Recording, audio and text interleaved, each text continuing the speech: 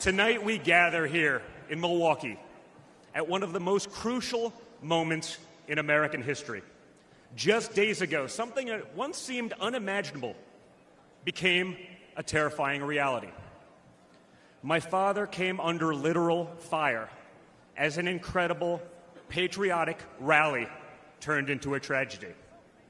On a field in Butler, Pennsylvania, a brave firefighter died. Others were injured, and as those bullets rained down, we came millimeters away from one of the darkest moments in our nation's history. But we did lose an American hero that day. We wish that he were with us tonight, but his memory will live on forever in the hearts of his family, his community, and the nation that he loved.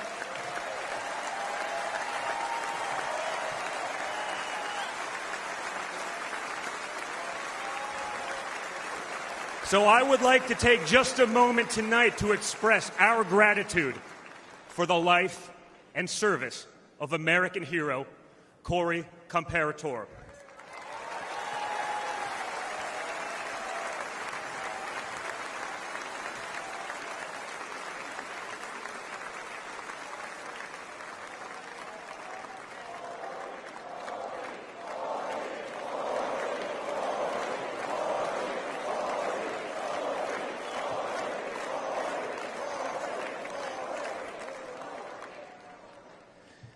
They say you can't truly know how you'll respond in a moment of danger until you're actually confronted with it. So what was my father's instinct as his life was on the line?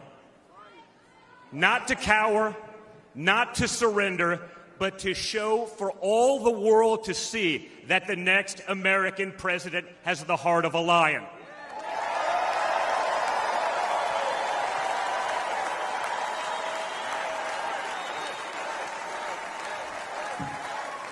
That the next American president has the courage to put the American people first once again. And in that moment, my father didn't just show his character. He showed America's character. When he stood up with blood on his face and the flag at his back, the world saw a spirit that could never be broken.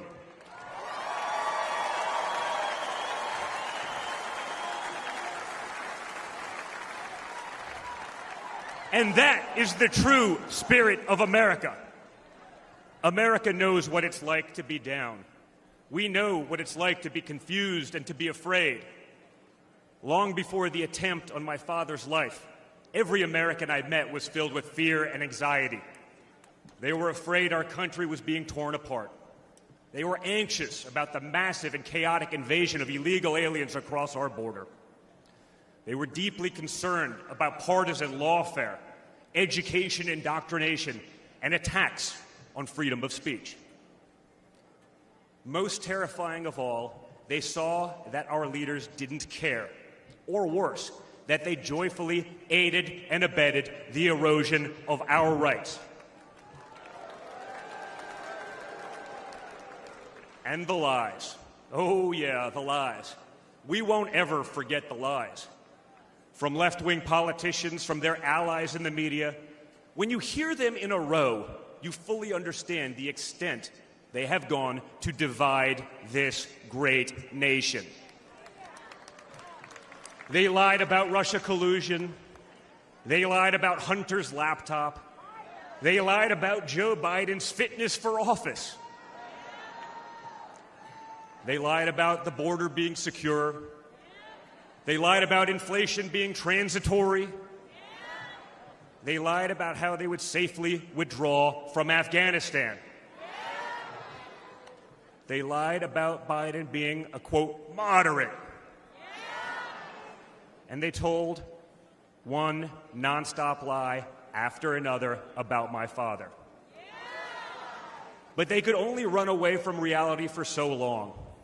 All hell has broken loose in America, and it's impossible to hide anymore.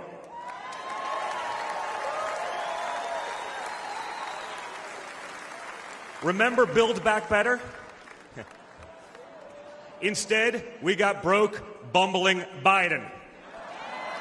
Nothing is built, nothing is back, and nothing is better.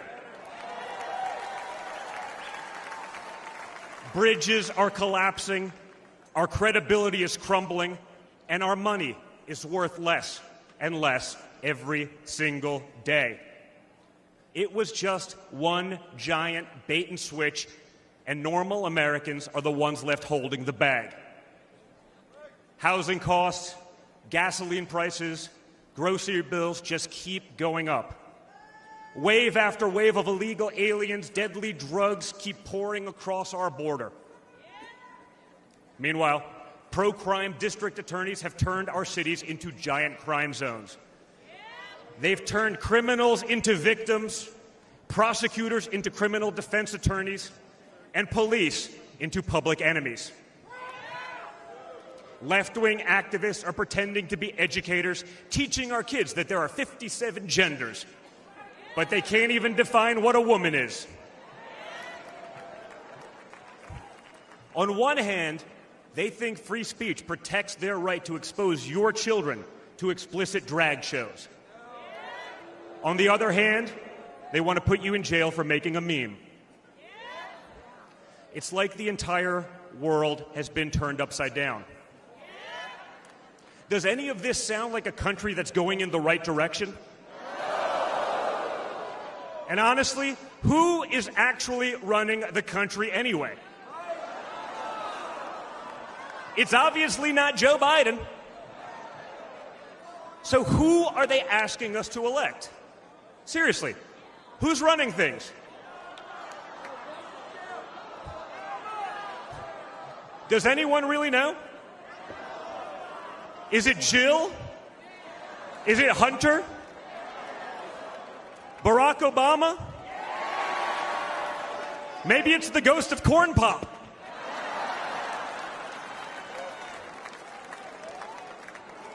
Whoever is running the show, the only thing they are effective at is persecuting my father. They twisted, contorted, and corrupted the criminal code to turn bookkeeping errors into felonies. They concocted new legal theories out of thin air. They imposed gag orders on my father because the last thing a defendant should be able to do is defend himself, right? They punished him for merely speaking the truth. They say they hate Vladimir Putin, but it sure seems like they've spent a lot of time copying his playbook.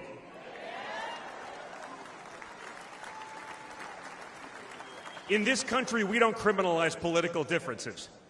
We debate them. We vote on them. But we don't make you choose between picking a party or picking a jail cell.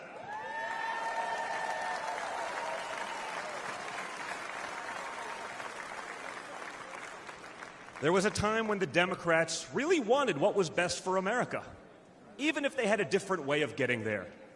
It was the party of Franklin Roosevelt, John F. Kennedy, Martin Luther King Jr. You may have disagreed with that party, but at least you could respect it. But this new extreme Democrat Party, they want us to somehow believe that the only way forward is going backwards, where hiring decisions are based solely on race, where justice is only for those with the right opinions, where streets are a luxury only for the elite, where economic opportunity exists only when you know the right people. Right now, the America we all grew up with, the America that we love, feels like an old photograph where you sit down with your children and tell them what life used to be like. You look back at that America and remember a country that was confident and proud, an America that knew who it was and what it stood for. And it could all feel like a distant memory. Somewhere along the way we stumbled. Somewhere along the way we lost ourselves. But we can't live on nostalgia. Yes, America was great, but our greatest days are yet to come.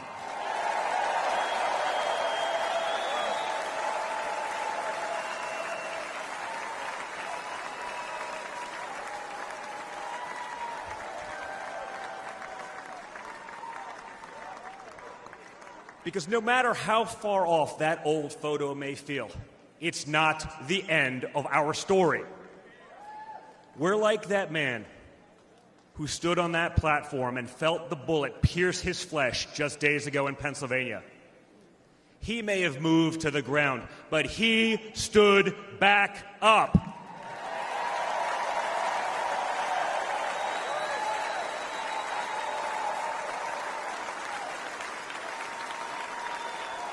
And when he did, my father raised his fist into the air. He looked out at the crowd, and what did he say?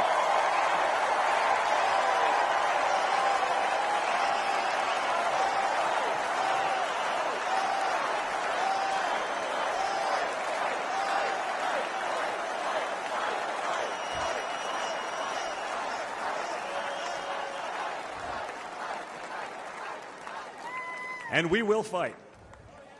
We will fight. We will fight with our voices. We will fight with our ideas. And on November 5th, we will fight with our vote.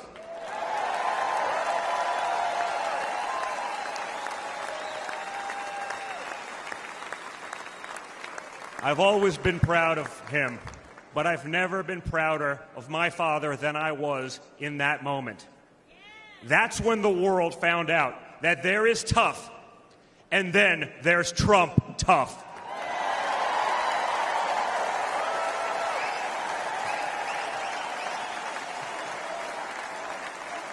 And the good news is, America is Trump tough.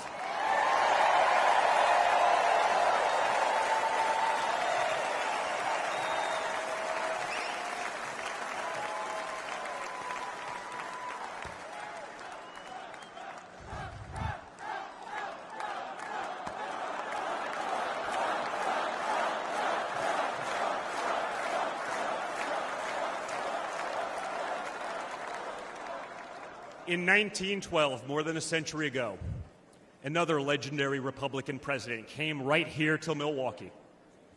At a political rally less than 1 mile from where we stand tonight, Teddy Roosevelt was struck by a would-be assassin's bullet. But he didn't quit either. He finished his speech and he kept fighting.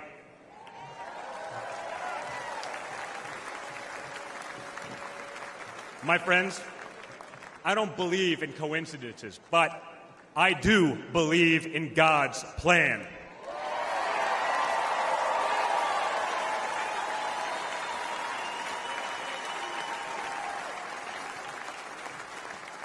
Today, Teddy Roosevelt's man in the arena has a name, and it's Donald J. Trump.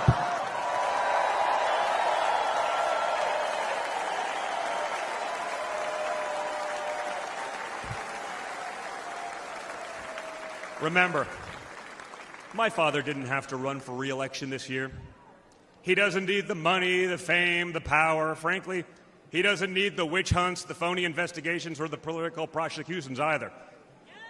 But he knew he had to run if there was any chance at saving America.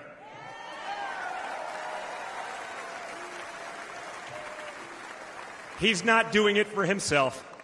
He's doing it for everyone here tonight, for everyone watching at home.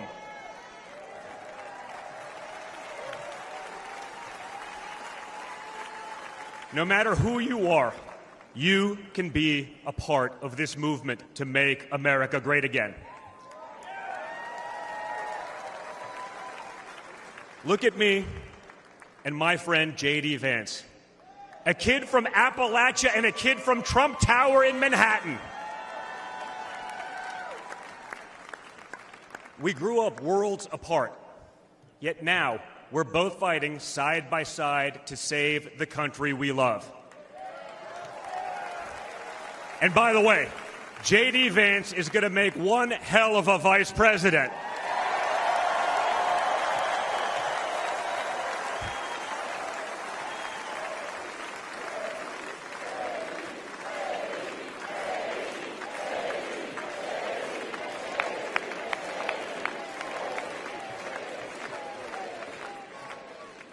For those of you who have tuned out politics or have never even voted, I want you to know, if you're looking for a better life, a more prosperous future, a safer, more wholesome and patriotic place to call home, there's room for you in this party and in this movement.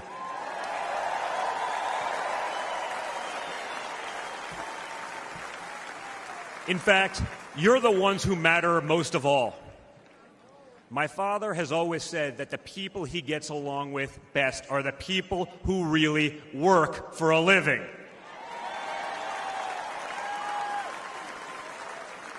It's because of his background as a builder in construction, right?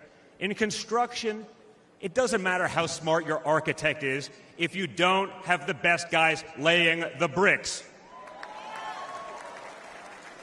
People with grit, people who get their hands dirty. That's a big problem with Washington, D.C. Most of the bureaucrats who rule over us have never built anything in their lives. It's time to build something real, something tangible, something that will last and leave this country better off for our children. That's my father's mission.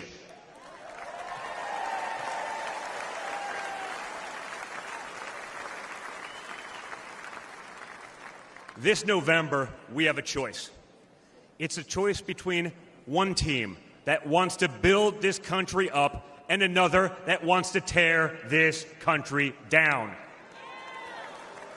It's a choice between people who are proud of America and people who are ashamed of America.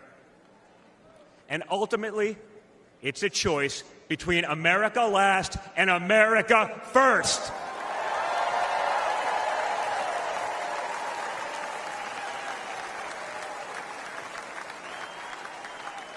So if you love this country from the bottom of your heart, if you want to bring back common sense, if you want to save the American dream, if you want to stand up and fight for the future of our nation, you must re-elect my father, Donald J. Trump.